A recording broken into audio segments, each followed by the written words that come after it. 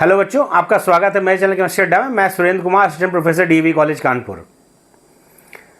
बेटा, हम लोग एक सीरीज चला रहे थे जीआईसी मेंस की, इसमें हम लोग क्वेश्चन डिस्कस कर रहे थे। क्वेश्चन इसमें हम जो जीआईसी का प्रीवियस ईयर पेपर है, एक ही मेंस का पेपर हुआ है, उसके क्वेश्चन डिस्कस कर रहे हैं ताकि टॉपिक में आप समझ सकें कि क्या क्या चीज़ें इंपॉर्टेंट हैं। आज जो हमने क्वेश्चन लिया है, क्वेश्चन नंबर 5 है, कोऑर्डिनेशन कंपाउंड्स का क्वेश्चन है और बहुत इंपॉर्टेंट क्वेश्चन है।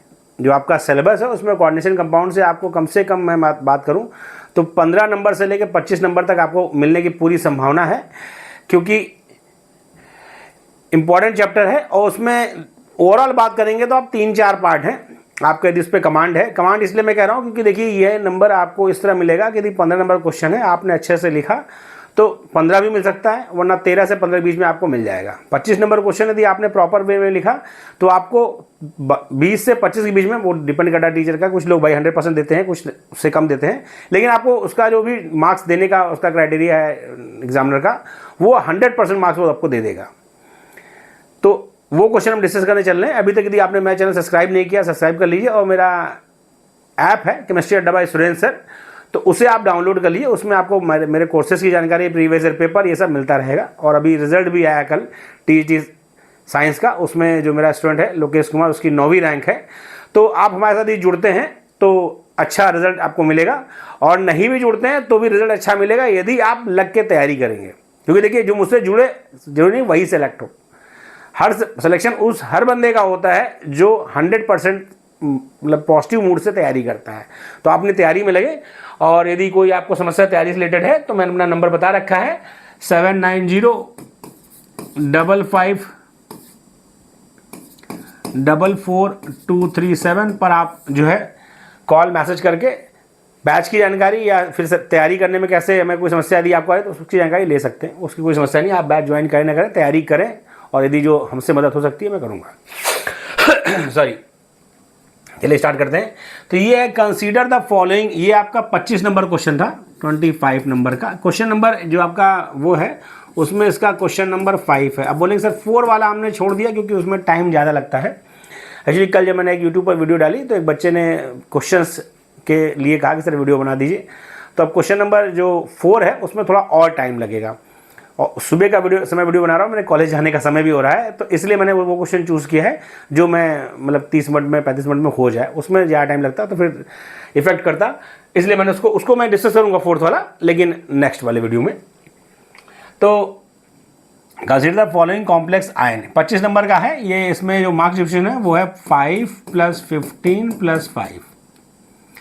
ये आपका कॉम्प्लेक्स है K3FeCN6 CuNH3 2+ और AgCN2 मतलब CN2-।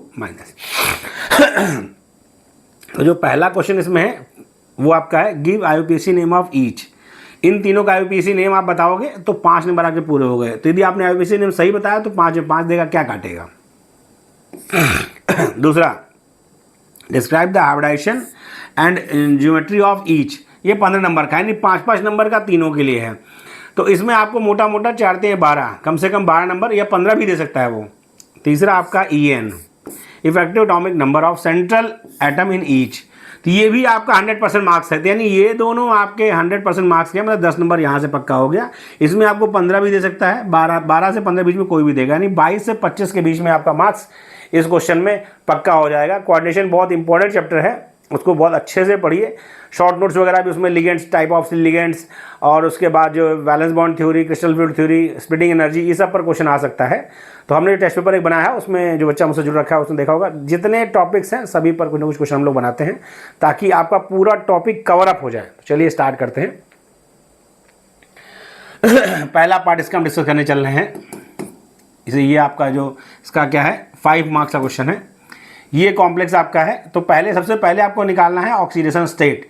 Fe का बात की जाए, Fe का मान लीजिए X है, मतलब मैं निकालने का तरीका बता रहा हूँ, वहाँ आपको लिखने की जरूरत नहीं पड़ेगी। यदि आप डायरेक्टली निकाल ले रहे हो तो कोई दिक्कत नहीं है। Fe मान लीजिए है। पोटेशियम क्योंकि आपका एल्कली मेटल्स है तो +1 होता है, तो 3 ×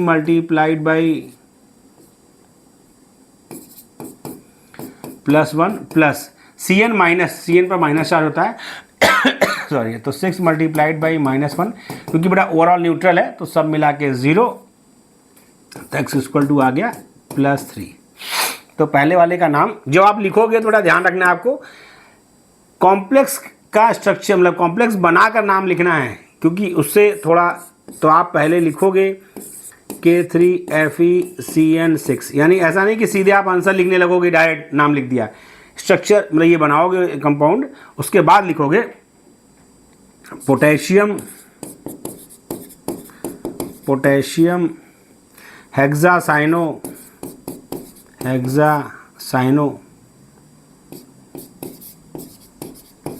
क्योंकि बेटा आपका ये जो कोऑर्डिनेशन कंपाउंड है उसमें ये पार्ट कोऑर्डिनेशन स्फीयर होता है, ये काउंटर आयन, तो ये एनायनिक कोऑर्डिनेशन स्फीयर है, तो 8 लग जाएगा। पोटेशियम हेक्सासाइनो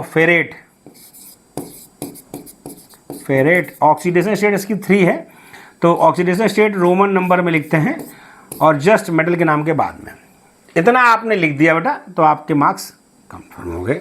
दूसरा कॉम्प्लेक्स है आपका Cu। मौसम में बहुत चेंज है बेटा, आप संभल कर रहिए क्योंकि वायरल फीवर खूब हो रहा है इस समय, और यदि आप बीमार पड़ गए तो 3-4 दिन आपकी पढ़ाई का नुकसान हो जाएगा। इसमें बात की जाए तो भाई यहाँ तो हो गया +3 में, इस वाले में देखिए ये NH3 न्यूट्रल लिगेंड है तो इसका तो 0 हो गया, तो जो चार्ज है कॉम्प्लेक्स पर वही होगा, यानी ये +2 हो गया। 2+ कहते हैं, +2 कहते हैं, उसमें बड़ा इशू नहीं है। तो ये आपका नाम इसका क्या होगा टेट्राएमीन,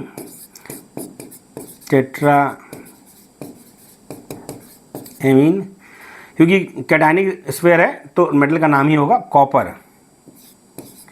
अब देखिए इसमें अल्फ़ाबेट में कैपिटल स्मॉल को लेके बहुत ज़्यादा पैनिक होने की जरूरत नहीं है, पहला कैपिटल से लिखें, बाकी स्मॉल से लिखें या सभी स्मॉल से लिखें, दोनों NCERT में दे रखा है तो इसलिए बहुत पैनिक होने की जरूरत नहीं। बस ये कि लेकिन बाकी बीच में कहीं आपको जो है कैपिटल लेटर इस्तेमाल नहीं करना है, पहला आप कर सकते हो या पहला से लेकर लास्ट तक छोटे अक्षरों में लिखो। NCERT में बेटा दोनों आप देखेंगे तो दे रखा है, इसमें कोई कन्फ्यूजन मत रखिएगा कि सर ये वाला सही वो वाला गलत है। तो टेट्राएमीन कॉपर 2, क्योंकि आयन है तो आयन आपने लिख दिया। तीसरा कॉम्प्लेक्स आपका है AgCN2-। तो ये यहाँ पे क्या होगा, इसका x + 2 × -1 इक्वल टू, क्योंकि -1 चार्ज है तो -1, तो x इक्वल टू क्या आ जाएगा, x इक्वल टू आ जाएगा +1 भाई, -2 उधर जाके +2 +2 और -1 मतलब +1। आप लिखोगे डाइसाइनो, क्योंकि निगेटिव लगा है तो अर्जेंटेट,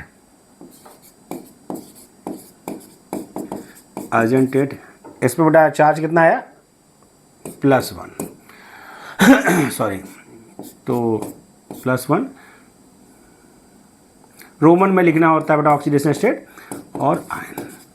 तो ये आपने लिखा तो आपने 5 आउट ऑफ 5 का अपना जुगाड़ कर लिया, 5 में 5 आपके पक्के हो गए। कोई भी एग्जामिनर इसमें आपको नंबर नहीं काट सकता, क्योंकि इसमें तो कोई नंबर काटने की जगह ही नहीं है। ठीक डन, सॉरी, हो गया बेटा। तो IUPAC नॉमेनक्लेचर से क्वेश्चन आपका आएगा, और यदि आपने इसको एकदम कंठस्थ है तो कोई भी एग्जामिनर आपका एक भी नंबर काट नहीं पाएगा। अब आते हैं दूसरा, इसमें जो दूसरा B पार्ट आपका है describe hybridization and geometry of each. तो क्योंकि बेटा फुल लेंथ क्वेश्चन है, नंबर ऑफ पेजेस आपके पास बहुत होंगे, पेजेस चिंता ना करें, तो एक एक करके हम डिस्कस करते हैं फटाफट। K3FeCN6, तो सबसे पहले आप इसकी ऑक्सीडेशन स्टेट निकाल लीजिए। आयरन मेटल आपका इसमें है तो Fe आपका होता है, वैलेंस का होता है 3d6 और 4s2, क्योंकि ऑक्सीडेशन आप पीछे निकाल चुके हैं तो Fe3+ है सॉरी Fe3+ है, तो ये आपका हो जाएगा 3d5।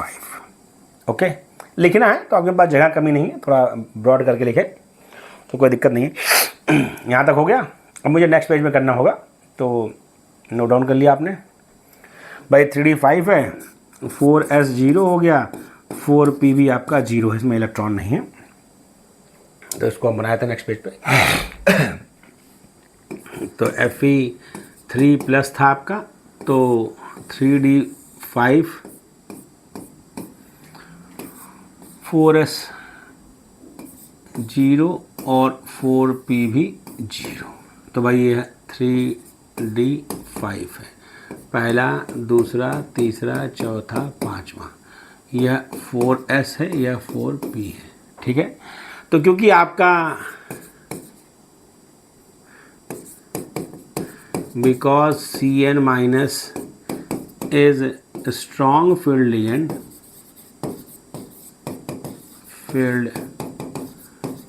ligands, hence causes pairing. Pairing कर देंगे बेटा तो क्या हो जाएगा, फिर आपका हो जाएगा ये पहला, दूसरा, तीसरा, चौथा, पांचवा। 4s और 4p वैकेंट है भाई। ये था आपका 3d, ये है आपका 4s, ये है आपका 4p। ये 2d और ये आपके 3s मिलके बनाते हैं 6 इक्वल एनर्जी हाइब्रिड ऑर्बिटल, यानी ये क्या बनाएंगे 6d2sp3 हाइब्रिड ऑर्बिटल्स। बट आप देखेंगे, मैं आपको इसमें थोड़ा क्लियर कर दूं, बहुत सी बुक्स में इसी में इलेक्ट्रॉन्स फिल कर दिया है। मैं नहीं कहता कि बुक गलत है, लेकिन वो तरीका ठीक नहीं है। क्यों ऐसा? उसका रीज़न क्या है कि हाइब्रिड ऑर्बिटल का कॉन्सेप्ट ही है हैव इक्वल एनर्जी। तो इक्वल एनर्जी यहाँ पर भी आप इसको यहीं पर फिल कर दोगे इलेक्ट्रॉन तो गलत है। 3d की एनर्जी अलग है, 4s की अलग है, 4p की अलग है। लेकिन हाइब्रिडाइजेशन के बाद इस तरह शो करोगे तो थोड़ा आपका प्रेजेंटेशन अच्छा माना जाएगा और मार्क्स आपको अच्छे मिलने की संभावना है। फिर आपका Cn minus Cn minus Cn minus Cn minus Cn minus Cn minus. तो ये आपका इस तरह एरो दिखा सकते हो कि इसने अपना लोन पेयर दिया। तो भाई पेन आपको ब्लैक ब्लू यूज़ करनी है तो आपने अपना काम कर दिया। तो ये हो गया आपका। अब यहाँ आपको मैं यहाँ इसलिए लिख रहा हूँ, अगले पेज में दूसरा क्वेश्चन है, आप अगले पेज पे लिखोगे। तो ये आपका क्या है हाइब्रिडाइजेशन। बेटा ये मैं यहाँ लिख रहा हूँ क्योंकि नेक्स्ट पेज पे देखिए क्वेश्चन नहीं है। ठीक ठीक ठीक, कोई बात नहीं, क्वेश्चन नहीं है तो फिर मेरे पास समय है, ये नोट डाउन कर लीजिए। फिर मैं नेक्स्ट पेज पे लिखूँगा क्योंकि पेज वैकेंट है। सॉरी, हो गया ओके। गला बेटा बहुत शोर था तो, लेकिन मौसम की वजह से हो गया खेल। तो आपका हाइब्रिडाइजेशन क्या निकला हमारा, हाइब्रिडाइजेशन आपका है D2sp3। इसके मतलब ये आपका क्या है, ये आपका है इनर ऑर्बिटल कॉम्प्लेक्स। जो भी आपको उसकी जानकारी है सभी लिखिए। और क्या है बेटा ये, क्योंकि आपका इसने पेयरिंग करा दी तो ये हो गया आपका लो स्पिन कॉम्प्लेक्स। ज्योमेट्री की बात की जाए, आप ज्योमेट्री पहले भी लिख सकते थे, ज्योमेट्री इसके बाद ही जस्ट लिखनी थी, कोई बात नहीं। ज्योमेट्री इसकी है ऑक्टा हेड्रल। इसेंशियल चीज़ें मैं बता रहा हूँ, बाकी आपका ये है पैरामैग्नेटिक। आप यहाँ लिख सकते हो क्योंकि आपको बाकी क्वेश्चन में लिखना है तो बहुत टाइम भी नहीं देना है, मेन चीज़ें लिखनी है। वन अनपेयर्ड इलेक्ट्रॉन, बस इतनी चीज़ें आपकी इसेंशियल हैं जो मैंने बता दी। भाई उसने हाइब्रिडाइजेशन पूछा, हमने बता दिया, उसका जो है हमने डायग्राम बता दिया पूरा प्रॉपर तरीके से, और फिर हमने ज्योमेट्री बता दी और ये बता दिया। और आपकी बड़ी इच्छा है तो आप इसका स्ट्रक्चर भी बना सकते हो, कोई बड़ा इशू नहीं है। लेकिन स्ट्रक्चर आप तभी बनाएं जब आपके टाइम आपकी कमांड में चल रहा हो। स्ट्रक्चर क्योंकि बनाने में आपको ध्यान रखना है कहीं कोई गलती ना हो जाए। यदि आप कंफर्म हैं और आपकी कमांड है तभी बनाए स्ट्रक्चर उस समय, क्योंकि पता कि आपने टाइम लिया और 3k+ और यहाँ पर -3 या 3-, ठीक, और उसके बाद आप इसे बना दो। ओके। और उसके बाद यदि आप पारंगत हैं तो इस तरह भी दिखा सकते हैं, क्योंकि ऑक्टाहेड्रल होता है बेटा, तो ऊपर वाला जो है उससे मैच कराना है, नीचे वाले से इन चारों कोनों को मैच कराना है, क्योंकि तभी आपका ऑक्टाहेड्रल बन पाएगा। डॉट डॉट से करिएगा, लाइन मत खींच दीजिएगा। ओके, तो पूरा क्वेश्चन हो गया आपका, कुछ भी बचा नहीं। डन। ओह, ज़्यादा क्वेश्चन तो ये जैसे आपको बताया कि आप क्वेश्चन कर रहे हो, क्वेश्चन वहाँ पर बेटा आपको क्वेश्चन पेपर भी मिलेगा और साथ ही आपको क्वेश्चन जो है आपके आंसर शीट पर लिखा हुआ भी मिलेगा। नंबर ऑफ पेज पर्याप्त मिलेंगे। यदि आपका कोई पेज खाली रह जाता है तो आपको उसको क्या करना है, उसे क्रॉस करना है, पीटीओ नहीं लिखना है। उसमें साफ साफ इंस्ट्रक्शन है, मतलब कि आपके क्वेश्चन पेपर में, कि जो पेज आपका ब्लैंक रह जाएगा बीच में उसे आप क्रॉस करोगे और आगे बढ़ जाओगे। तो ये अब तभी तो मैं कहूँ, सॉरी बेटा, क्रॉस नहीं करना है। एक्चुअली मैंने भाई वहाँ कमीशन की तरह नहीं, मैंने सिर्फ पेज, हर पेज पे क्वेश्चन नहीं उतारा था, तो इसलिए वो जो है दिक्कत हो गई। कोई बात नहीं। तो हमारे पास क्योंकि जगह कम है तो हम यहीं पर अपना दूसरा कॉम्प्लेक्स लिखेंगे। पहला कॉम्प्लेक्स क्या था हमारा, एक मिनट, मुझे लगा मैंने ज़्यादा स्पेस ले रखा है। CuNH3 4 2+, ये वाले करना है। तो यहाँ तो जगह है नहीं, अगले वाले पेज में ही कर देंगे। यहाँ इस तरह कर देते हैं, क्योंकि आपने सीख लिया, दूसरा आप अपने आप कर लोगे। मैं कर देता हूँ इसमें CuNH3। बड़ा ये हमने समझाने के लिए, क्योंकि ये जो पेज हमने सेलेक्ट किया था वो थोड़ा कम रह गया। तो यहाँ पर कॉपर 2+ में है, मैंने कहा स्टेप कम किया। आप लिखोगे पूरा ही, आप पूरा इस तरह लिखोगे। चलिए मैं बता देता हूँ। Cu लिखोगे, वो आपका 3D10 4S1 करोगे, और क्योंकि कॉपर आपका Cu2+ में है तो ये आपका हो जाएगा 3D9। ये स्पेशल केस है, कुछ बुक्स में इसके अलावा और भी दे रखा है, लेकिन आप जिस लेवल में का एग्ज़ाम देने जा रहे हो, मेरा मानना ये रहता है एग्ज़ाम के लेवल के हिसाब से कई जगह आप जो स्टैंडर्ड बुक हैं उनमें जो है इसको DSP2 भी बोल रखा है, मतलब DSP2 है। किसी में आपने और देखा, बच्चों ने बता रखा था। तो ये आपका क्या होगा मैं बता देता हूँ आपको। फिलहाल एक और बच्चों ने आंसर लिखा था कि किसी बुक में दे रखा है सर, ये एडवांस बुक में बेटा, लेकिन वो नेट वगैरह के लिए है। आप जहाँ पर हो वहाँ के लिए मुझे लगता है यह सबसे सिंपल केस है। तो आप बाकायदा लिखो, और वो आपको पता है तो उसको भी लिख दो, नोट करके लिख दो उसे, आप नोट लगा के आप लिख दो। क्या क्वेश्चन है भैया, पहला, दूसरा, तीसरा, चौथा, पाँचवा, छठा, सातवां, आठवां, नौवां। ये स्पेशल केस है, इसके लिए टर्म यूज़ करते हैं ट्रांसफरेंस। तो उसमें क्या होगा, यह जो इलेक्ट्रॉन है आपका, ये जो इलेक्ट्रॉन है यह ट्रांसफ़र होके यहाँ चला जाएगा। ये कब, यहाँ लिख सकते हैं, it is a case of transference. ये देगा कौन, D9 देता है, और D7 देगा जब स्ट्रॉन्ग फील्ड लिगेंड होगा। D9 इन कोऑर्डिनेशन नंबर 4 और D7 इन कोऑर्डिनेशन नंबर 6। ये दो ही आपके कॉन्फ़िगरेशन है जो ये देंगे। तो ऐसा करने के बाद हो क्या गया, हो गया आपका पहला, दूसरा, तीसरा, चौथा, पाँचवा, छठा, सातवां, आठवां। ये आप लिखोगे बेटा ट्रांसफरेंस, तो फिर आपका और एक इलेक्ट्रॉन आपका यहाँ पहले से वो मेटल वाला अवेलेबल है। ठीक है, यहाँ तक क्लियर है मैटर। फिर ये आपका जो है, तो मेरे पास तो पेन की बहुत सी पॉसिबिलिटीज़ हैं, तो मैं तो कुछ भी कर सकता हूँ। तो ये आपका हाइब्रिडाइजेशन में जाएगा, और एक DSP2 हुआ, तो DSP2 हाइब्रिड ऑर्बिटल। तो उसके बाद बेटा मेरे पास पेज कम है इसलिए मैं यहाँ लिख रहा हूँ, आप आगे पेज बढ़ाओगे क्योंकि वो आगे बाउंड्री लाइन आ गई है, तो मेरी मजबूरी है, मुझे इसी पेज में एडजस्ट करना है। तो NH3 NH3 NH3 NH3, खूब सो आप समझ रहे होंगे मेरी बात। और ये आपका लोन पेयर देगा,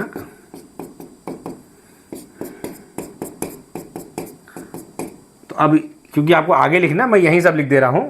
हाइब्रिडाइजेशन हो गया आपका DSP2, आप लिखोगे proper square planar square planar, ये आपको क्या होगा, ज्योमेट्री ज्योमेट्री क्या होगा, स्क्वायर प्लेनर। आप ज्योमेट्री लिख के लिखोगे, हाइब्रिडाइजेशन लिखोगे, फिर DSP2 लिखोगे, ज्योमेट्री लिखोगे, फिर स्क्वायर प्लेनर लिखोगे बेटा, क्योंकि मेरे पास अब मुझे अगला कॉम्प्लेक्स उसी में निपटाना है, इसलिए मेरी मजबूरी है। अगला आपका क्या है, अगला आपका है हाँ paramagnetic, paramagnetic have one unpaired electron, one unpaired electron. इतनी बातें, इतना ही लिखा आपने, अपना काम हो गया। तीसरा कॉम्प्लेक्स क्या है बेटा?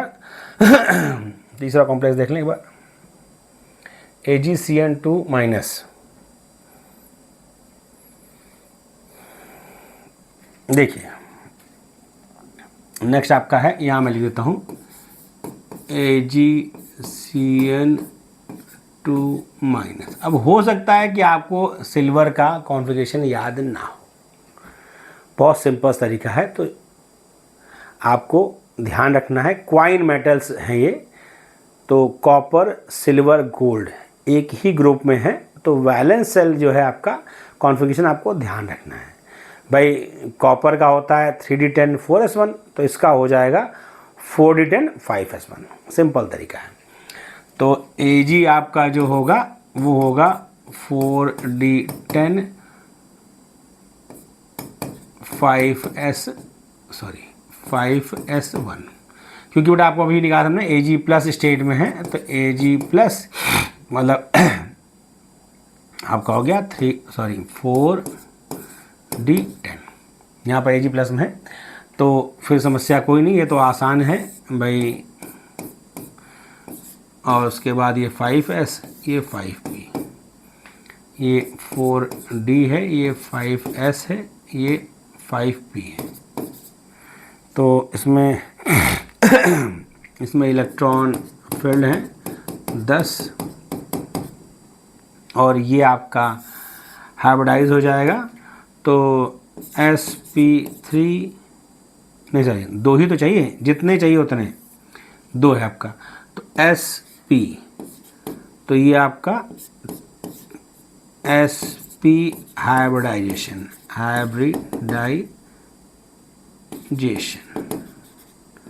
तो हाइब्रिडाइजेशन sp करके क्या बन जाएगा बेटा, फिर आपका क्योंकि 2 है ना, जितने कोऑर्डिनेशन नंबर होते हैं उतने ही कोऑर्डिनेशन नंबर के बराबर एटॉमिक ऑर्बिटल्स हाइब्रिडाइज होके equal energy hybrid orbital form करते हैं। तो इसका भी नाम sp है, इसका भी नाम sp है, किसी का नाम ssp मत कर दीजिएगा। और Cn माइनस अपना जो है lone pair in hybrid orbital में डोनेट करके कोऑर्डिनेट बॉन्ड फॉर्म करेगा, तो ये आपका हो गया। तो यानी कि आपका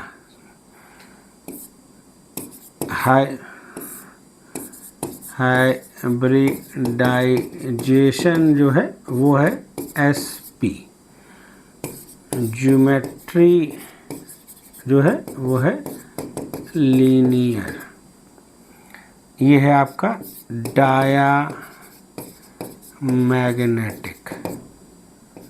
ओके, तो आपका काम हो गया। ये आपको बेटा हमने, क्योंकि पेज हमारे पास कम थे, हमने इसलिए ये लिख दिया, आप इसको नेक्स्ट पेज पे। तो आपने क्या किया, IUPAC नेम बता दिया, 5 नंबर वहाँ पक्का। यहाँ आपने इसकी मतलब कि ज्योमेट्री हाइब्रिडाइजेशन प्रॉपर वे में रिप्रेजेंट किया। 15 नंबर का है, 15 भी दे सकते हैं, 12 से 15 बीच में जो उनका मन करे, लेकिन जितना मैंने लिखा है वो सफिशियंट है, उसमें और अधिक आपको जोड़ने की कोई नीड है नहीं। जितना मैंने जरूरत है मैंने उतना लिखा है, क्योंकि बेटा पूरा पेपर भी करना है, अकेले एक ही क्वेश्चन में टिके रहना है। तो जो टाइम बॉन्ड हमने बनाया था, आपको बताया था कि हमें जो है 15 मिनट देना है जो है 25 नंबर वाले क्वेश्चन को। तो उस टाइम बॉन्ड में, क्योंकि मैं आपको सिखा रहा हूँ, तो आप बोलेंगे सर आपका वीडियो खुद ही 25 मिनट का है, तो बेटा मैं आपको सिखा रहा हूँ, तो हमारी आपकी बातचीत भी चल रही है। तो अब ये आया आपका इफेक्टिव एटॉमिक नंबर। बेटा देखिए, इसका नंबर यदि आप आंसर लिख रहे हो तो पहले आप इफेक्टिव एटॉमिक नंबर का फॉर्मूला लिखोगे, तो पूरा ही लिखोगे, effective atomic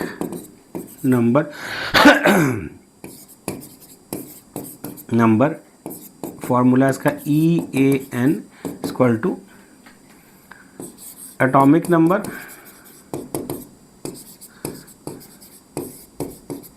minus oxidation state plus 2 multiplied by coordination number, 2 multiplied by coordination number. पूरा फॉर्मूला पहले लिखोगे बेटा, वो जरूरी है। अब सीधे आप मतलब कि EN मत निकाल दीजिए, हर चीज़ को लिखने का एक तरीका है। तो यदि आप ये लिखोगे तो वो समझ जाएगा कि आपको इसका इफेक्टिव एटॉमिक नंबर निकालना आता है। उसका इफेक्टिव एटॉमिक नंबर रूल लिखने की ज़रूरत नहीं है, लेकिन क्योंकि उसने कहा है गिव EN ऑफ एटॉमिक मतलब सेंट्रल एटम इन ईच, तो एटलीस्ट फॉर्मूला तो लिख दो, उसके बाद चालू हो जाओ।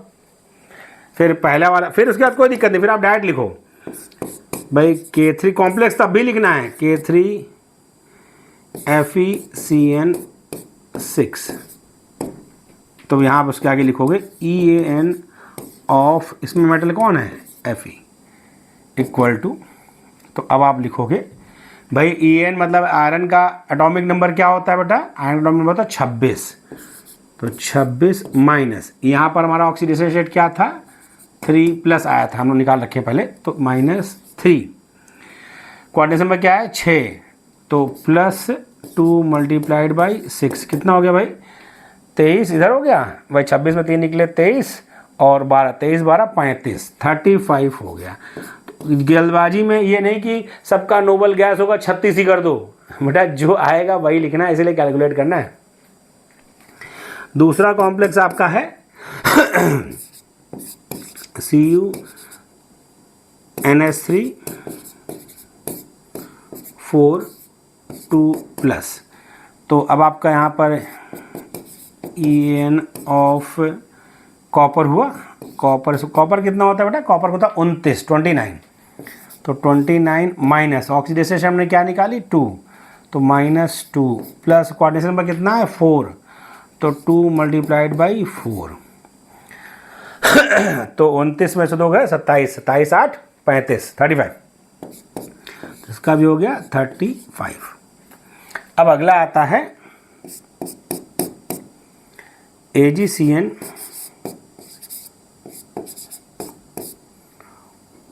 2, 4 जल्दबाजी मत कर दीजिएगा, जो लिखा है वही लिखना है। यहाँ पर यह 2 प्लस में है, यहाँ पर यह पॉजिटिव सिंगल पॉजिटिव में है, तो यहाँ पर आपका EAN of silver, Ag plus में देखिए सिल्वर लिखना है, तो सिल्वर का आपको कितना होता है, सिल्वर का होता है एटॉमिक नंबर 47, तो 47